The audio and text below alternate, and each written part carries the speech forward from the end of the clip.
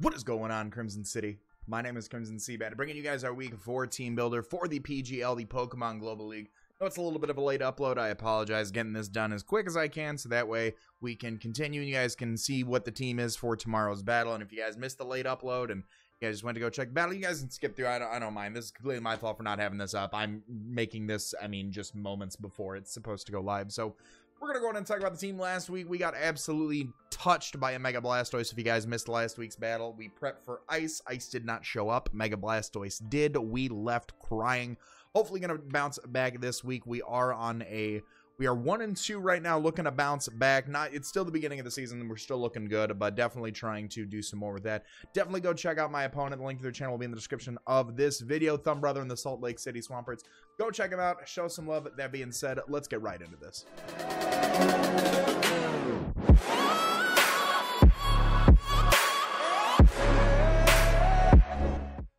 Alright, so looking at the team, you guys can definitely tell there's a theme here with the type of team that we are playing this week. Last week we were prepping for hail. This week we are prepping for rain. You guys are going to start to see the team appear on screen right about now. He has the Dusknoir, very bulky ghost type with pressure and fisk. It's pressure and frisk, not frisk. Frisk.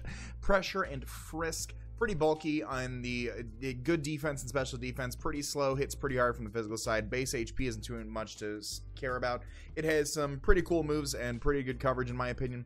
He has the Emboar, super hard hitting mon. It's just so hard to switch an Emboar, especially fire fighting stab is very, very hard to switch into, especially when it has coverage with things like Wild Charge. So you really need a water grass type in order to switch into this thing, but we don't. So that's that thing hits pretty hard. It's got priority and sucker punch. You can run banded, expert belts, scarfed, probably scarfed Emboar if I had to assume anything.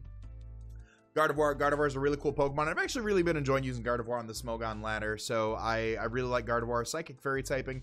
It has the Trace ability, which I could see putting in a little bit of work, if anything, like a Scarf Tracemon. Psyshock Moonblast. It has access to Healing Wish. It can also be a Cleric as well. It can Calm Mind, set up Will-O-Wisp, Shadow Sneak. Como-O is always one of those mons that I feel like is really good on paper, but in League format, when you get to prep for it, it's a little easier to prep for. Really super, just stats all around are really good. 75 base HP, 110 attack, 125 defense, 100 special attack, 105 special defense, and 85 speed. So like, that's a really well-rounded mon in my opinion. It's got bulletproof, which makes it so moves like Sludge Bomb and Shadow Ball, I think ball and bomb moves don't hit it. Soundproof, so sound moves don't work, and then Overcoat to protect from weather and powder-based moves like Spore. Does get access to rocks it can set up. It's pretty, like I said, it's bulky. It can be either defensive or offensive. I really like Como. Lycanroc Day, Midday, Sun, whatever you want to call it, the Sand Rush version. Lycanroc has access to Accelerock. It's pretty fast with 112 base speed, 115 base attack. It can set up its Swords Dance. Drill Run, Stone Edge, Accelerock. It's really, really cool. I think it's a little bit lacking than its counterpart Lycanroc Dusk, which I really do like because that has Tough Claws, but this does not. This has either Keen Eye, Sand Rush, or Steadfast, so no really good abilities unless he somehow tosses up Sand. Magnezone, I feel like Magnezone really has to come because it traps my Mawile, should I bring it. It has 3 great abilities: Magnet Pull, trapping Steel types, Sturdy, giving it 1 HP off of full hit KO moves, and Analytic, if it goes second, it does an extra 30%, so it's got a built-in Life Orb. Really, really cool mon. Pretty physically bulky with 115 base defense. 90 base special defense isn't bad, and 70 base HP. 130 special attack. Not too fast. Base 60 speed, so probably like a Scarf mon if I had to anticipate. Miltank's probably coming. Stealth Rock Setter. Pretty, like, a really good bulky mon that also is really fast with 100 base speed, but it can be a Cleric. It has reliable recovery and Milk Drink. It can run some niche moves, or it can just do Seismic Toss and Body Slam. Pelipper for setting the rain. Here's the theme. Here's the theme for the back 4. Pelipper for setting the rain. It has the Drizzle ability. Keen Eye and Rain Dish would definitely drizzle. It can defog. It has reliable recovery. It has 100% accurate roosts, 100% accurate roost, 100% accurate hurricanes thanks to its ability. Toss off Scalds, Hurricanes, U-turns, defogs, all that fun stuff. Pretty bulky mon as well. Pretty slow, 65 base speed. Mega Swampert. Mega Swampert. The only times I feel like I've gone against rain and lost is when Kabutops comes to play, and Kabutops actually wasn't drafted. So fingers crossed that this isn't the case. But Mega Swampert, super bulky. 100 attack, 110 defense, 110 special defense, 150 attack with Swift Swim. So its speed doubles in the rain. So at base 50, at level 50, Max speed Jolly hits 268. Which is terrifying. Absolutely terrifying. Outspeeds everything on my team. Outspeeds absolutely everything on my team. It's really hard with rain boosted waterfalls. Earthquakes coming off 150 base attack hurts really hard. It can get boost with power up punch. It can set up rocks. It can focus punch. It can sub. It can ice punch. Things like that. Tornadus Therian. Tornadus Therian is such a great mon. Really fast, 121 base speed. It's really hard from both a physical and a special side, especially in the rain. 100% accurate hurricanes are always good. It gets some pretty cool coverage moves, which can be paired really well with Z crystals, but one of the biggest things this week is that it does come as a absolute flying type nuke with hurricanes just flying off the handle in that rain. Being able to toss on like a Z hurricane and things like that are really interesting. The last Pokemon on his team is Vileplume. I've never gone up against Vileplume, never have, but it's with the access to, what is it, Strength Sab now, I could definitely see that coming. I mean, it's got some, it's got a pretty high special attack stat with 110, hits pretty hard with dual stab, grass and poison. Can knock a hidden power on there, can toss a sleep powder, poison powder, lol. Toxic, you can toss a bunch of stuff on there and make it work. So, some things to note about the team. 4 rockers in the form of Como-O, Lycanroc, Miltank, and Mega Swampert. No Spike, T-Spikes, or Webs. No Rapid Spinners, but he has 2 Defoggers in the form of Pelipper and Tornadus Therian. I wanted to make sure I was recording.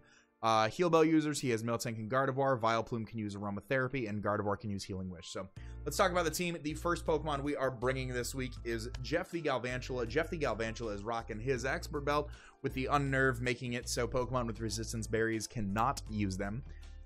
Thunder, Energy Ball, Volt Switch, and Agility. 76 EVs in HP, 252 EVs in Special Attack, 180 EVs in Speed with a modest nature.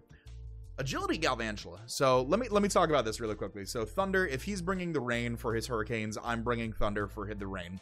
Thunder hits everything that is not immune to it. It hits very, very hard. Gardevoir, or I'm sorry, not Gardevoir. Como-O can take one, and Magnezone can take one, and Miltank can take one. Mega Swampert's obviously immune. Other than that, Thunder hits really, really hard coming off of this thing. Energy Ball is there because of the Mega Swampert, being able to hit that thing, obviously. Volt Switch is a really nice pivot as well, in case we can force switches. Galvantula pressures both of his Defoggers.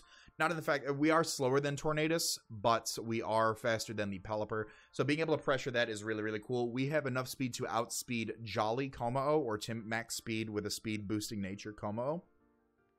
Agility is because we outspeed everything, so we obviously outspeed everything after an Agility. With this speed, we're looking to outspeed the fastest thing that we can, which is Como-O.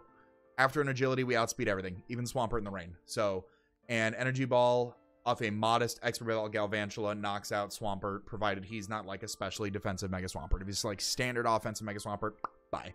But that is the plan right there. Like I said, I can't really outspeed it, so I have to kind of find an opportunity to weaken things down. And if Mega Swampert's left and Rain is left, I have to go for an Agility just to make sure I outspeed that thing. Thunder obviously killing the Pelipper. If he is Wakanberry, Unnerve, like I said, Unnerve, we don't need Compound Eyes because of the Rain boosting our accuracy on Thunders. Energy Ball and Volt Switch are both accurate moves already. And then, yeah, like I said, in case Pelipper or Tornadus Therian are Wakanberry, reducing the super effective damage from electric type attacks, Unnerve does help out with that. So the next Pokemon that we have on the team is Tangrowth, the Vegistraws, the Tangrowth, the Vegistraws. AV Tangrowth, if it ain't broke, don't fix it. Regenerator ability. Our 4 coverage moves this week are Giga Drain, Earthquake, Aerial Ace, and Knockoff. 236 EVs in HP, 4 EVs in attack, 36 EVs in defense, 8 EVs in special attack, 224 EVs in special defense with a relaxed nature.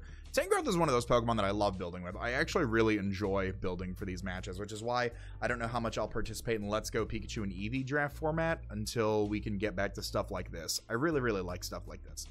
Giga Drain is really nice. Giga Drain is good recovery. Stab is always nice to have. Earthquake hits the Emboar, Earthquake hits the Lycanroc, Earthquake hits the Magnezone. Obviously Giga Drain hits the Lycanroc, but just stating coverage moves. Aerial Ace, Knockoff is there for the utility and removing items, of course. And then Aerial Ace is there because I didn't have a way of hitting the Vileplume as well as the Como-O, so that was just kind of like my coverage move there for that. Didn't really think of anything else that would be good this week. Things like Sludge Bomb give Bulletproof Como-O a free switch in, give Magnezone a switch in. Yeah, like I said, I needed a way to super effectively hit those. Our spread this week is to be 3-hit KO'd by Mega Swampert's Ice Punch. The rest of that special defense and HP combination, along with the Assault Vest, allow us to take 1 Hurricane from full and turn around and hit it with maybe a knockoff or a Giga Drain or an Earthquake or something like that. 4 in attack and 8 in special attack just to divvy up those EVs, honestly. But that's where the defense and the HP come in, and then the SPDF HP and Assault Vest come into. That's how we're calculating that, is to live Mega Swampert and live Tornadus. It's really hard to build for both of those, but we're hopefully going to kind of pivot around those and see what we can do. That is a fuzzy on my pants. How did I get fuzzies on my pants? My goodness.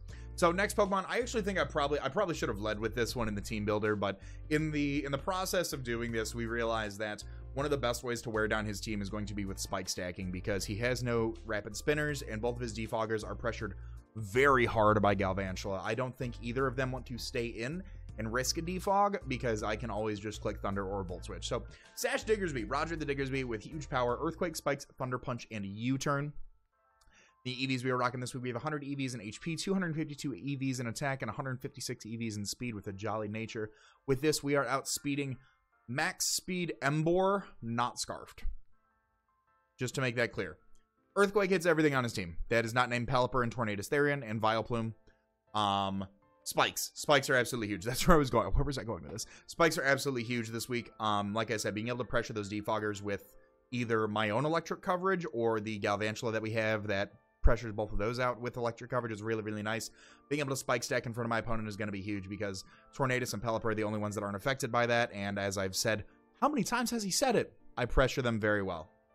Didn't bring a return this week because nothing on his team likes an Earthquake coming off this thing, and if it is immune to an Earthquake, it does not take a Thunder Punch. So, last move is U-Turn for pivot momentum. I really think Diggersby is just solid lead. Diggersby is just solid lead in my opinion. Just leading, getting spikes up, and going straight from there. If I can prevent that defog by any means, if he does defog, you know, so be it. I think I should be able to outplay being able to prep for a defog, but in my opinion, I should be able to do so. But definitely think Diggersby is going to put in a ton of work this week. 100%. And if he's like Wakan Bear and any of those and scalds me or hurricanes me, so be it. So be it. That's just prep on his part. Next Pokemon on the team, we have Wintergreen the Latios, defensive Latios, physically defensive Latios with the leftovers of Levitate ability, Calm Mind, Roost, Surf, and Psychic, 80 HP, 212 defense, 60 speed with a Timid nature.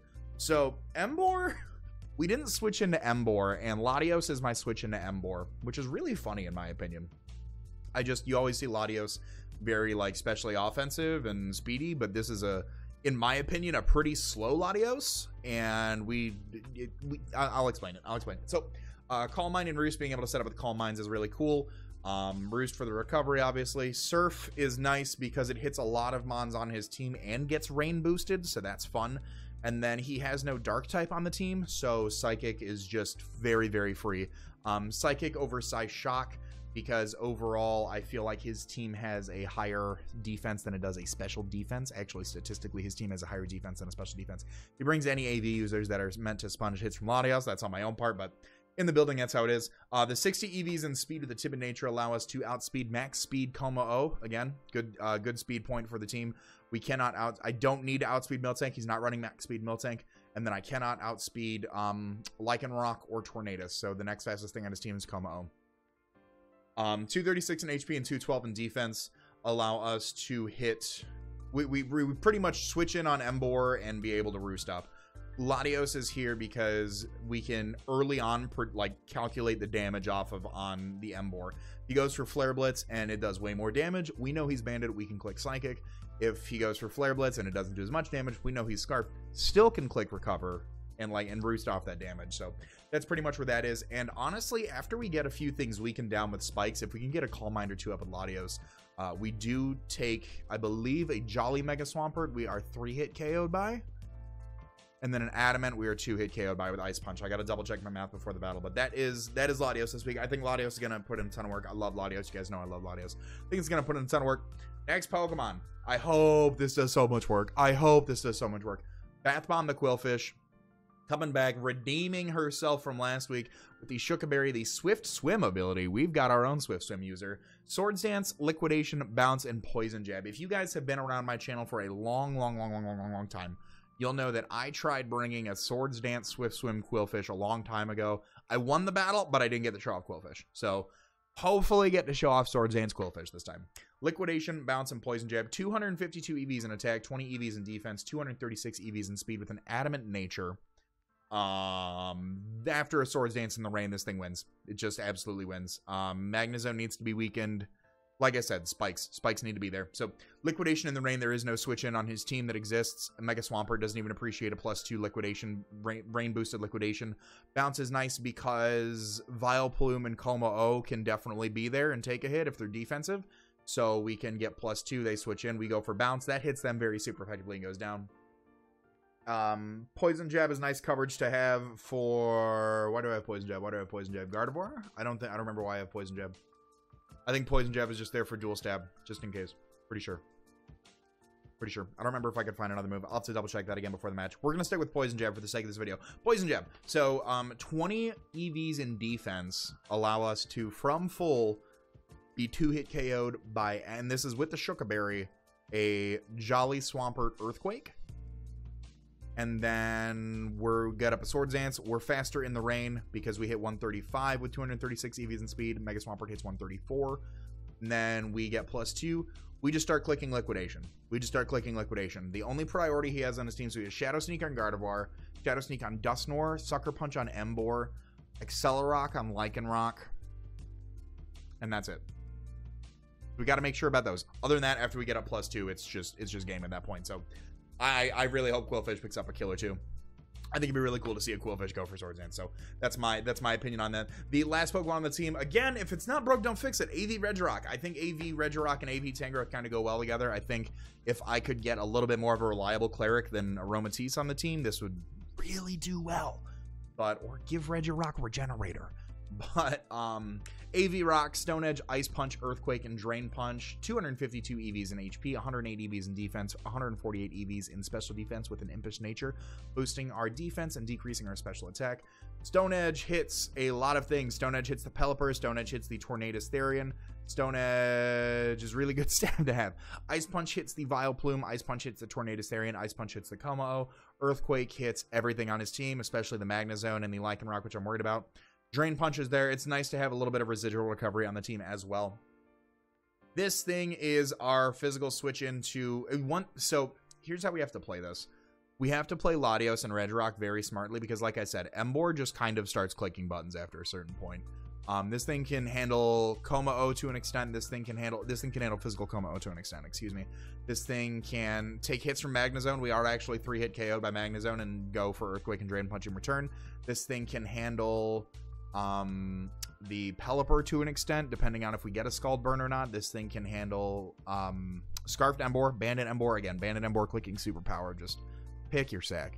But it's meant to be more of a defensive pivot, just to kind of scout and get a better idea for what his team is, so we can put the idea together of how his 6 mons are presented, and then start going from there, being able to go into things like Latios, being able to go into things like Qwilfish, being able to scout around for those things, because the more information we have, the riskier we can play, I guess. We can make more aggressive switches because we can kind of assume how the team is built and how it's structured and play from there. So that's our team for this week. Let me know your guys' thoughts on the team down below. We're looking to pick up our second W of the season, becoming 2-2 after this week. Of course, guys, if you guys have enjoyed this video, make sure you leave a like, share it with a friend. If you're new, feel free to hit that subscribe button. Check out Thumb Brothers' channel. All that being said, I want to thank you guys for watching. Be great, do great. I'll talk to y'all soon. Later.